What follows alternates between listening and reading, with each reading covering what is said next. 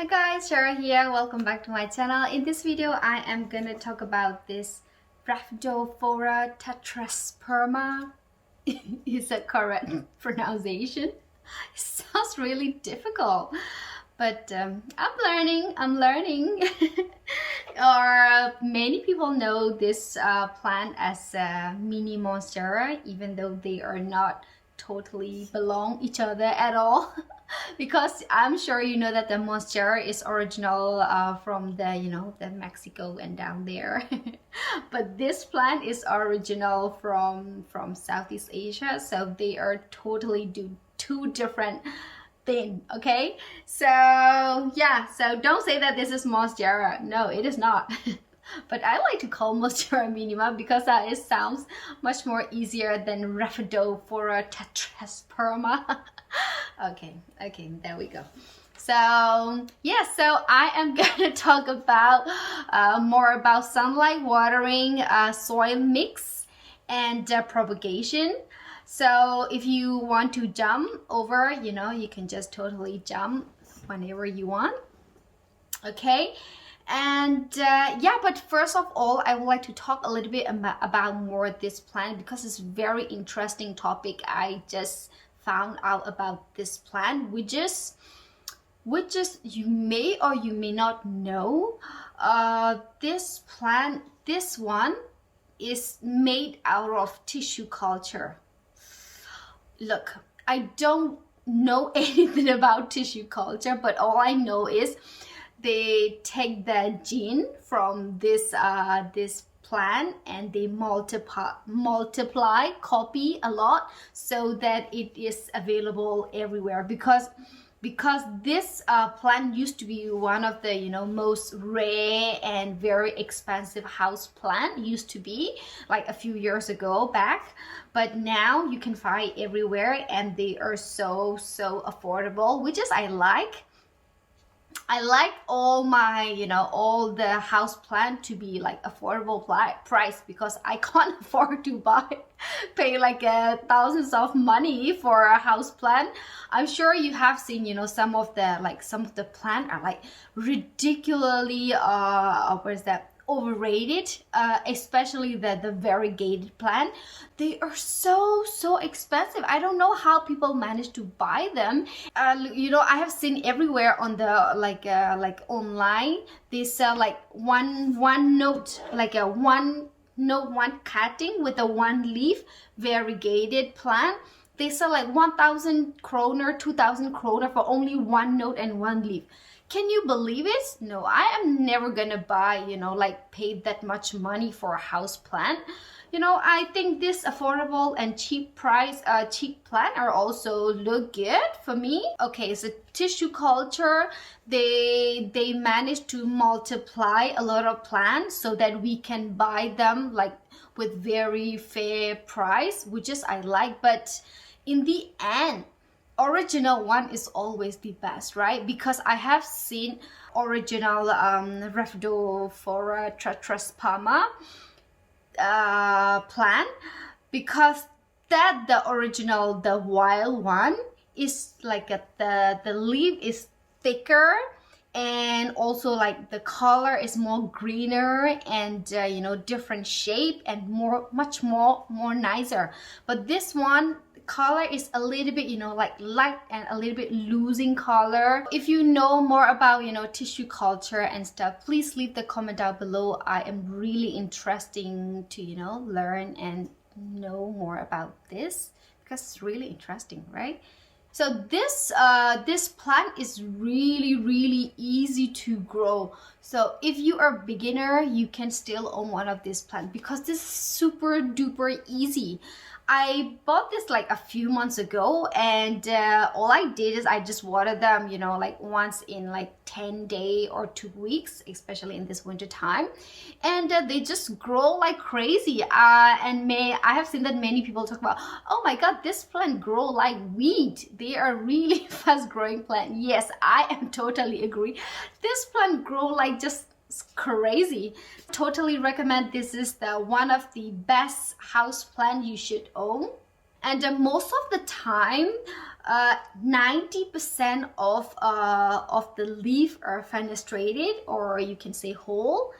90% of them, almost all of them are penetrated, which is the unique and special about this plant, right? But some of the leaf are like some of the leaf down here that could not reach the sunlight, then they are not fenestrated, or maybe that's it because of they are not mature enough, you know. So that if you see this kind of leaf, you can just leave them, you know. They will come when it is time, okay, because they are just young and not mature enough. So just wait, you know, give some time, then they will fenestrate it when it is time is come. Okay, so you don't really have to worry. This is totally normal. And comes to the sunlight, they can grow both in indirect bright sunlight or in the low sunlight, doesn't matter. But the east facing window is always good for your plant, because the morning light, the plant will receive the morning light, so which is always good. In the summer, you might want it to bring a little bit, you know, a few feet back from the window, because it might be very, very bright sunlight. Because if they get too much sunlight, then your plant might lose color, okay, or like start to get like a yellow color. But the yellow is the issue of yellow color could be two reasons, because the first reason is they get too much sunlight, and the second reason is overwater. Okay, so if you don't water a lot, then that is the only reason, that is they got too much sun. So just bring your plant a little bit back from the window, which is gonna be fine. All right. And watering, so watering is they love their soil to be completely dry. So 80% of the soil should be completely dry before you water them. Okay, so I always like to recommend you use the moisture meter, because this is the lifesaver. Okay, so if you don't have it, it's okay. Just, you know, you can just lift your plant and see if they are very, very lightweight, then you can water them again. Okay, but make sure the soil is like 80% dry. So let's say if you water today and wait about, you know, 2 weeks, but it is also depends which environment you live. If you live in cold environment, you know, then you might want to wait a little bit longer. But if you live in warmer country, warmer environment, you know, you might want to, you know, water a little bit more often. You know, you can totally adjust it, right? So soil mix this plant is a rye family, so that I give the soil exactly as I use for Monstera deliciosa. You know, like they like their soil to be chunky, airy, you know, not like a very dense, a lot of soil. So just make sure to use lots of box and perlite and, you know, a little bit of soil, then they will love it. All right. And what else? Oh yeah, so finally I want to talk a little bit about propagation. This time I don't want to make any propagation yet, because, you know, in the winter, you know that winter is not a best time to have a propagation. But yeah, so I want to make the propagation in the summer, you know, in the spring, so 2 more months. But to propagate this, all the rye plants are super easy. All you have to do is find a vein and cut under the node, and you can just grow them directly in the soil, or, you know, propagate in the water. Super easy. But I will show you everything about propagation in after 2 months. Okay, so please be patient with it.